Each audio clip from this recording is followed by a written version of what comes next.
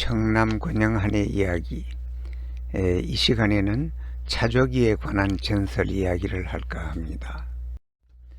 차조기는 여기 사진에 보는 것과 같이 꼭 뜰깻잎하고 똑같습니다만은 색깔만 다릅니다. 이 차조기에는 어떤 전설이 있는가 한번 알아보기로 합니다. 음력 9월은 국화꽃이 활짝 피는 계절입니다. 중국 어느 도시에 돈 많은 집안의 자녀들이 반점에 모여 개 먹기 시합을 하고 있었습니다. 시합 중에 제일 어리석은 것이 먹기 시합입니다. 그런데 시합의 분위기는 시간이 지날수록 한창 고조되었습니다. 중국의 반점은 우리나라 음식점과 좀 달라 음식도 팔고 숙박도 하는 곳이 많았습니다. 이 시기에 개는 큼직한 데다가 살도 찌고 신선하여 입맛을 한창 돋워 주었습니다. 조금 있으니 탁자 위에 개 껍질로 산을 이루었습니다. 이때 명의 화타락하는 명의가 제자들을 데리고 반점에 들어왔습니다. 화타는 지금으로부터 약 2000년 전의 사람인데 그 화타는 그때 당시에는 그 당시에 제일 가는 의원이 됐습니다. 화타는 정신 나간 사람들처럼 개 먹어대는 젊은이들을 눈여겨보다가 참지 못하고 앞으로 나가서 말을 했습니다. 개는 찬 성질을 가진 음식이기 때문에 너무 많이 먹으면 좋지 않소. 그러자 젊은이들은 내 돈 내고 내가 먹고 싶은 대로 먹는데 무슨 상관이요, 당신은 참견할 일이 없소 하고 핀잔을 놓았습니다. 그러나 너무 많이 먹어 배앓이를 하면 자칫 목숨까지 잃을 수가 있어 하고 얘기하니 겁주지 마시오. 개맛 떨어지게 시리. 먹고 죽더라도 당신과는 관계가 없으니 걱정 마오.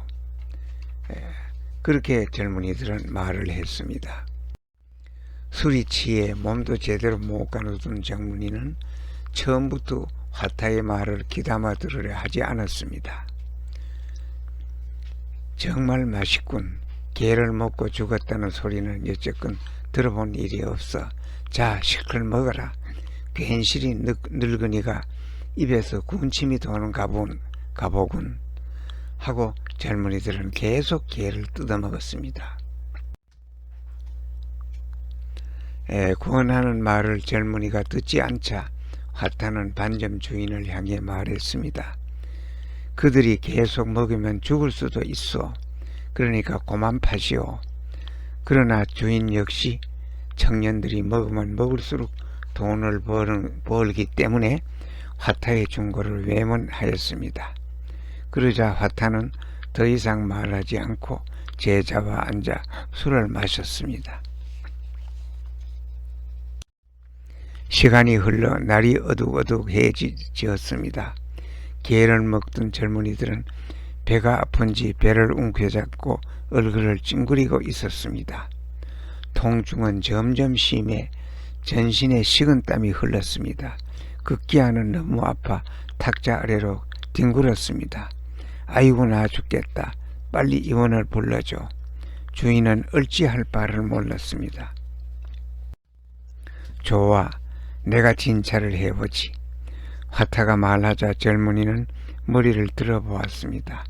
아까 개를 너무 먹지 말라고 권하던 노인이었습니다. 그제서야 청년은 그 사람이 임원인 줄 알았습니다. 임원님, 살려주시오. 돈은 얼마든지 드릴 테니 제발 치료해 주시오.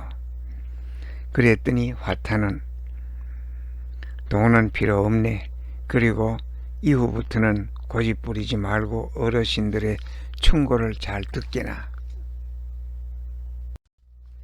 그렇게 말하고 화타는 제자를 데리고 밖으로 나가 반점 부근에 자라 있는 자색의 줄기와 잎을 따서 달인 당을 젊은이에게 먹였습니다. 조금 지나자 젊은이의 복통은 점점 사라졌습니다. 화타는 젊은이를 치료하면서 생각했습니다. 이 자색 약초 이름은 아직 없구나. 환자가 먹고 난 후 몸이 편안해지니 자서, 즉 자색의 풀을 먹으니 편안하다라는 뜻입니다. 자서라고 이름을 짓자.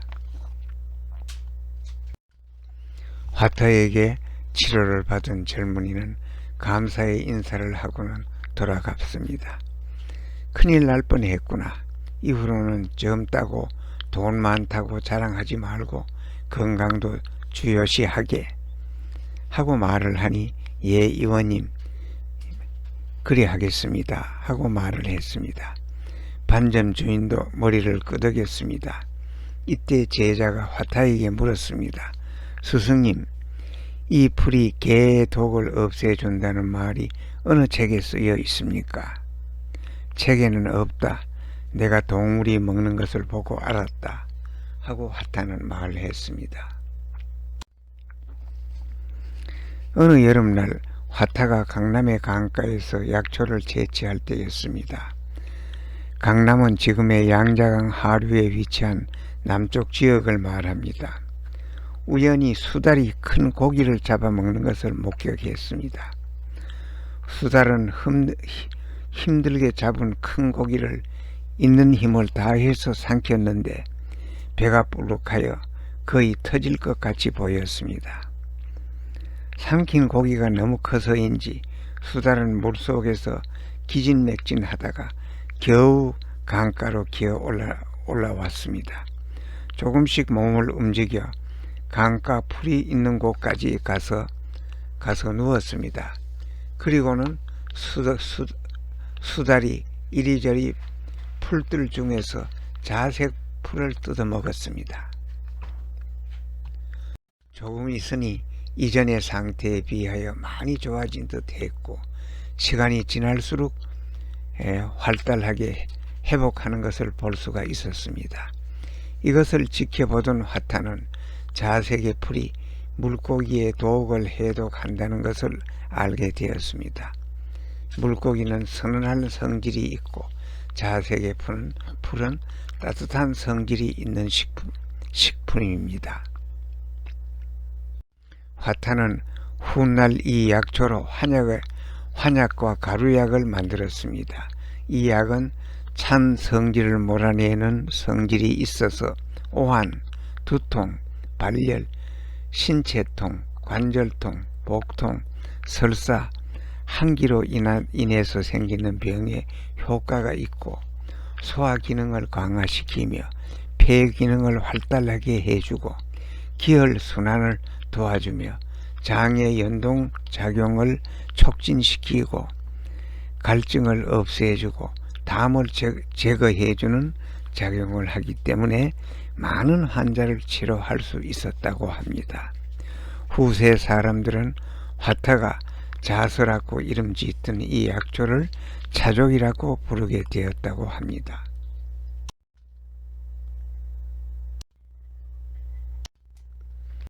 경청해 주셔서 감사합니다. 이 시간에는 차조기에 관한 얘기를 하였습니다.